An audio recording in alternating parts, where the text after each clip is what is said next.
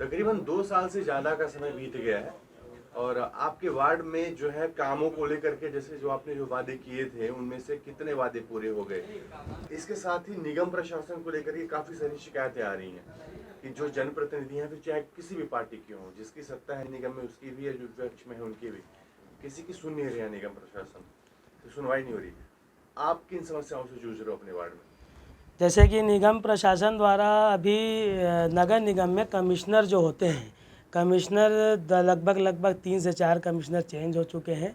और जो बीच में जैसे वादे किए गए थे कि गोल बाज़ार बिकेगा तो वार्डों का विकास के लिए पैसा आएगा, तो क्या गोल बाज़ार के भरोसे वार्डों का विकास होगा?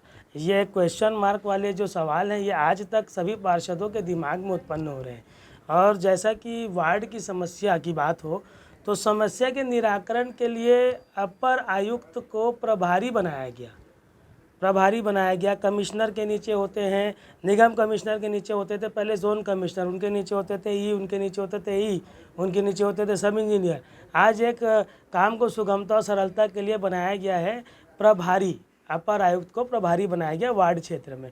पर उसके बाद काम के प्रति ऐसा लगता है कि जैसे हमने अभी कमिश्नर साहब के पास जाके मैंने बोला था कुछ काम की ज़रूरत है, जैसे हमारे यहाँ कुछ गार्डन है, कुछ नाले हैं, कुछ जगह हमारे यहाँ परेशानियाँ हैं, तो उसको जितनी जल्दी हो सके बनाया जाए। तो उनका कहना ये है अभी अगस्त तक हम कोई काम नहीं करेंगे और पहले मैं स्थिति देखूंगा सामान्य मद में कितना पैसा है। तो क्या आपके मद के और आपके इंतज़ार में और आपकी परमिशन से क्या विकास कार्य होंगे? मेरा सवाल ये है। आज अगर हम बारिश के पहले बारिश की व्यवस्था ना करें तो कहीं ना कहीं दुर्भाग्य है कि नगर निगम का मच्छर के पहले मच्छर की व्यवस्था ना करें। आज हमारे वार्ड को आप आके देखेंगे चारों तरफ टापू बन जाता है, नालों से भरा पड़ा है। जयस्तंभ चौक से लेके आपका बैरंग बाज़ार से लेके कैनाल रोड का पानी हमारे वार्ड से होके जब्बार नाला जाता है। अरमान नाला हमारे वार्ड के अंदर चारों कोने से घिरा हुआ है। हमारे वार्ड के अंदर में एक तालाब है जिसमें आधा नाला छोड़ दिया गया है। कितने बार दिखाऊं मैं कमिश्नर को, कितने बार दिखाऊं मैं सारी चीज़ों को, कितने बार बताऊं मैं इनको? कितनी फाइलें बनाऊं और कितनी फाइलों को इनके पास से गायब होते मैंने देखा है। मैंने नाले का फाइल बना के दिया, आज तक उसकी गायब है फाइल, पता नहीं है। 20 बार प्रस्ताव मंगाते हैं नाले का, मंगाते हैं तो आदमी को उम्मीद जगती है, आदमी फाइल बनाता है, आदमी जाता है, अपना समय देता है। समय देने के बाद पता चलता है कि वो काम अभी नहीं है, मंत्रालय गया है या फिर फेल हो गया काम। तो आप मेरे को ये बताइए कि क्या मापदंड है नगर निगम का, क्या उम्मीद है? जनता के लिए जवाबदेही मात्र पार्षदों की है, मात्र पार्षद जिम्मेदारी उठाए, मात्र पार्षद जवाब दे? मुझे इसका जवाब दीजिए। क्या निगम के अधिकारी कर्मचारी वो पेमेंट नहीं ले रहे हैं सत्ता सरकार से? क्या उनकी कोई नैतिक जिम्मेदारी नहीं है? वो नौकर हैं, हम सेवक हैं, हम सेवक की तरह काम कर रहे हैं, तो उनको भी नौकर की तरह काम करना चाहिए। कहीं ना कहीं मुझे ऐसा लगता है कि ये टाल मटोल, भाई आज एक पार्षद के पास लाइट, बिजली से लेके, सफाई से लेके, नाली से लेके, आपका कंस्ट्रक्शन से लेके, आपका मतलब पानी से लेके हर समस्या के लिए फ़ोन आता है। पर आपके पास तो एक एक विभाग और एक एक विभाग में 20-20 आदमी बटे हुए हैं। 20-20 आदमी आपके काम नहीं कर पा रहे। आज अमृत मिशन को देखो, शहर की गति क्या कर दिया, दुर्गति। क्या मापदंड है आपके पास? क्या शिकंजा कस रहे हो आप उसके ऊपर? आप मुझे ये बताइए कि जो आपका ये है, ये अमृत मिशन वाले गड्ढा खोद के जाते हैं, आपको रेस्टोरेशन के लिए सिक्योरिटी मनी जमा हुई थी नगर निगम में। नगर निगम कितना जवाबदारी उठाता है पता करिए आप। गड्ढे को बारिश के पहले भरा जाता है साहब, बारिश के बाद नहीं भरा जाता। एक गड्ढे की फाइल के लिए भी अगर मेरे को इनके पास 1 लाख के लिए रोना गिड़गिड़ाना पड़े तो दुर्भाग्य नगर निगम में ऐसे अधिकारी, और वो भी राजधानी के अंदर में। महापौर जी जब बोल के जाते हैं कि यहाँ पर नाला बना दो, यहाँ पर ये रास्ता बना दो, तो महापौर जी के बात का तो वैल्यू रखो। वो तो बेचारे बोल के चले गए कि ये कर दो, अब वो एक एक जगह खड़े होकर काम नहीं करा सकते। तो आपको जवाबदारी किसको देना है? निगम के अधिकारियों को। निगम के अधिकारी हर चीज़ को फॉर्मेलिटी समझ रहे हैं। उनको मालूम है 4 महीने रहेंगे, 4 महीने बाद यहाँ से वहाँ चले जाएंगे, उनको क्या करना। लेकिन हमको 5 साल रहना है साहब, और हमको जनता के बीच करना था, और जनता हमको चुनी है, हमको जनता की बात करना है। हमारे यहाँ तालाब की स्थिति जाके देखिए, 100 साल पुराना तालाब है। 100 साल पुराने तालाब में इनने 100 रुपये खर्चा करने की इनकी वो नहीं है, 100 रुपये खर्चा करने की हैसियत नहीं है। और हम जब बोलते हैं कि हम खर्चा कर रहे हैं, हमको इतना पैसा दो, हम करवाएंगे काम को, तो इनसे पूछे जाके तुरंत जाके सिर्फ ऊपर से जलकुंभी हटाते और गायब हो जाते हैं। मेरे को एक चीज़ का जवाब दीजिए, क्या इसी तरीके से काम चलेगा? नगर निगम गोल बाजार के भरोसे बैठे है क्या? वार्ड का विकास गोल बाजार के भरोसे होगा?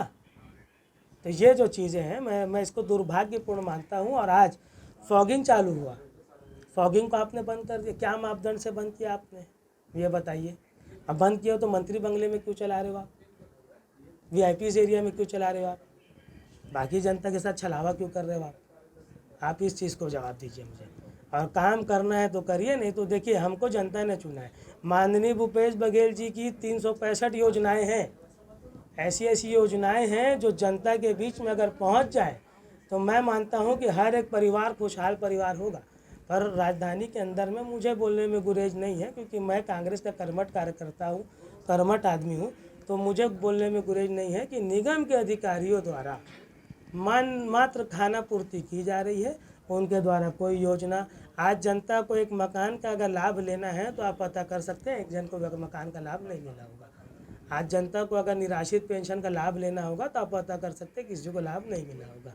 आप जाके पता कर सकते हैं कि एक एक व्यक्ति अपने अधिकार के लिए लड़ रहा है।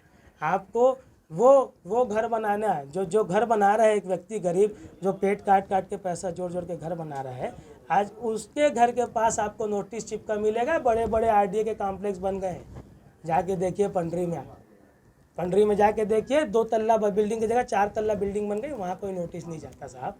तो ये दुर्भाग्य है।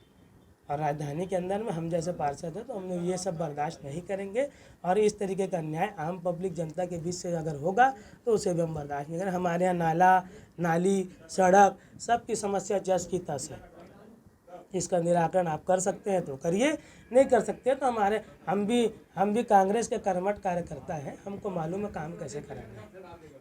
बस ये है कि हमने आपको ये बताना चाहते हैं कि कमिश्नर, नगर निगम आयुक्त और उससे लेके नीचे नगर निगम अपर आयुक्त जो प्रभारी हैं हमारे वार्ड के, इनकी नैतिक जिम्मेदारियों पर प्रकाश डालिए कि इन्होंने आने के बाद हमारे वार्ड के प्रति कितनी सजगता या जिम्मेदारी दिखाई है, उसके बारे में हमें बताइए। क्या वो जिम्मेदारी मेरी है? मेरी फाइलें गायब हो रही है 1.5 करोड़ की अरमान नाले की। नूरानी चौक से लेकर एक्सप्रेस वे तक का मैंने नाला बनाने के लिए फ़ाइल दिया है, और आज 1.5 साल पहले मैंने फ़ाइल दिया है।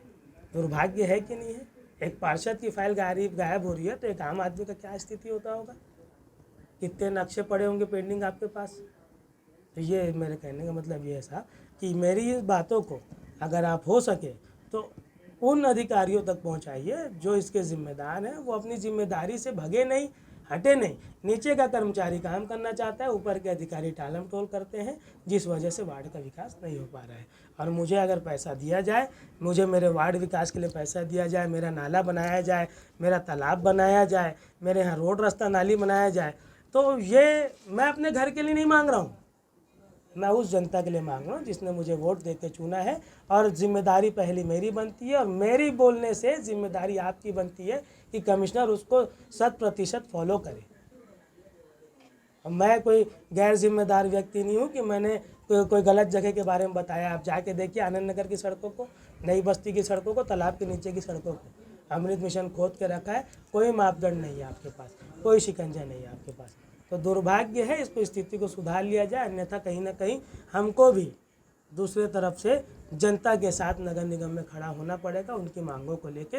और मैं जनप्रतिनिधि होने के नाते मुझे जनता के साथ खड़ा होना पड़ेगा। नहीं है, क्योंकि आँख में लोकल बेहोशी के बाद इस ऑपरेशन को सफलतापूर्वक किया जा सकता है, और आँखों की रोशनी हम बाकी बची हुई ज़िंदगी में बहुत अच्छे से अपनी दुनिया को देख सकते हैं और अपना जीवन खुशहाल कर सकते हैं।